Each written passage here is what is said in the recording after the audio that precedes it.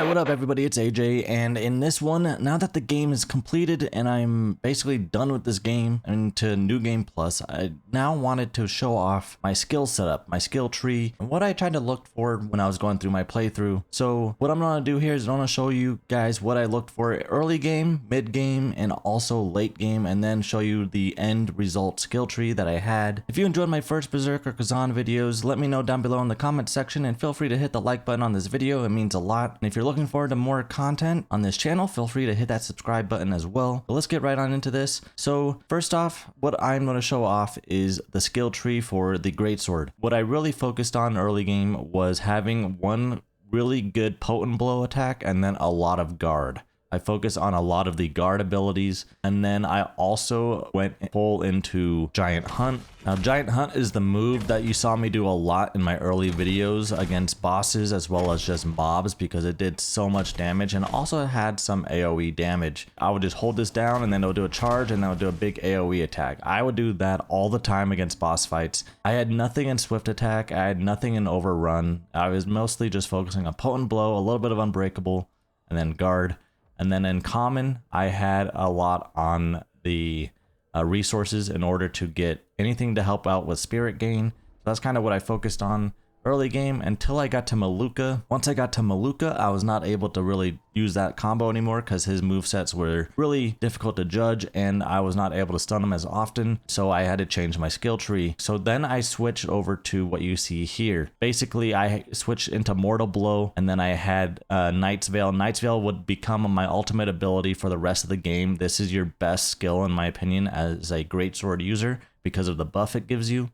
And then I had more into Guard, and then I added more into Stamina Dodge as well because I started to dodge more often and I wanted to make sure the stamina cost was less. More into counter attacks because the bosses started to do more counter attacks and I started to get the timing of those down pretty well. So more damage off that was perfect for me. So yeah, but basically what this allowed me to do with this setup is I could actually charge my square attack and then just do a combo like this. This was my main combo for the most of the game, and that's your main go-to. Now if you team it up with this skill, the Phantom's Veil, you actually get the buff right there where you have basically a little aura that goes around you and it does AoE damage every time you do an attack, and it lasts for a decent amount of time. So basically the combo was pretty much that I would do for the rest of the game was try to get this off and then go into a heavy attack and then go into a combo just to see if I can get him staggered all the way to get the brutal attack off.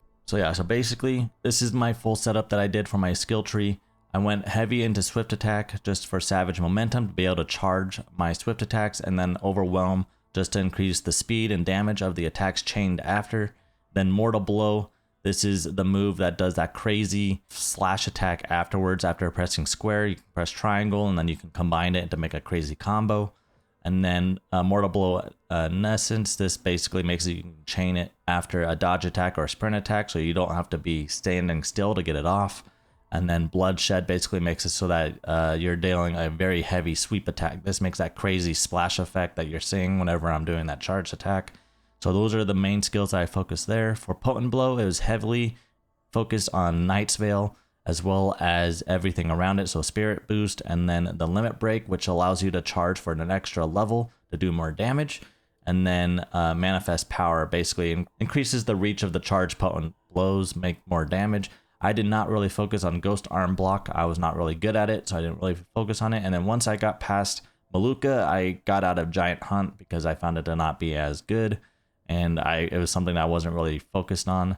Unbreakable, I focused on Heat of Battle, of course, for the able to take damage while also charging attacks.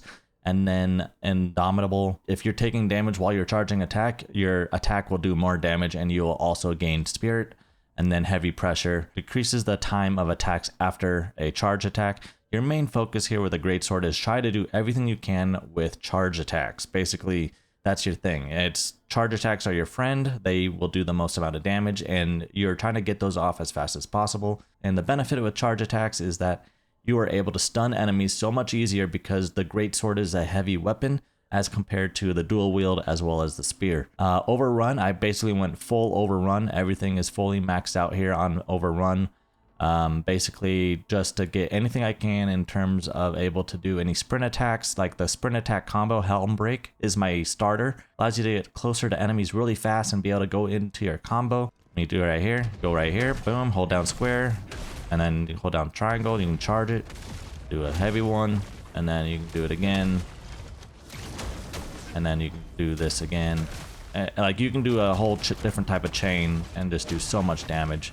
It's insane. Basically anything for stamina recovery. Again, with Greatsword, you are wanting to get stamina recovery as best as you can. That's what you're trying to look for in your gear sets as well as your allies. Anything for the guard is mostly about trying to regain spirit as well as possibly do some damage, as well as do some counters afterwards with armor breaker and then heart piercer. So yeah, that's basically my build for the Greatsword. It's a pretty basic one. It's probably the most common one in the whole game because it's this heart veil build. This move right here is just so overpowered, and especially if you get to late game into New Game Plus, it gets even stronger with the Hismar armor set, and it just does so much more damage. Now for the armor sets that you want to look for early on is anything regarding potent blow damage as well as charge attack or in stamina recovery until you get to the spider.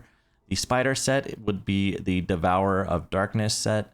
This set is actually pretty good for anything with Greatsword because of the charge attack as well as the brutal attack. You're able to apply some poison damage, but that stamina damage increase for 10 seconds with charge attack is pretty good. Another good one is the Chaos Ridden set is a really good set mid game, and if you get a full set, it does a pretty decent amount of damage, but this really is your defensive set. It helps out with Brink Guard, and basically if you're Brink Guarding all the time, this is the set that you want, and it allows you to get a lot more damage as well as regeneration on your health, and then also more spirit accumulation every time you block. And this set, I would actually was running this set until I got Crimson Fiend set. The Crimson Fiend set is probably the best damage output set for the Greatsword, and I actually ran this set until basically Ozma, and it was really good. I was really fast. It's a very lightweight set, so you're able to dodge faster, you're able to move around faster, but the charge attack damage, this is probably definitely the highest damage set that you can get with Greatsword. The Hismar set is considered probably the better one after this, and that is called the Flesh Ripper set. This is the set that I'm currently rocking, and this is all about charge attacks as well as brutal attacks, but then the main point of this one is the Limit Break Apex. But yeah, so basically I just hold down triangle and he just charges to an extremely high level like that, and it gets all slow, and he does like 26 to 30,000 damage every time he does it. But yeah, that is the main reason why you want this set, just because of how much damage it does. Oh, another thing that I wanted to show off is my attribute points, since you guys are probably wondering what my attribute points are.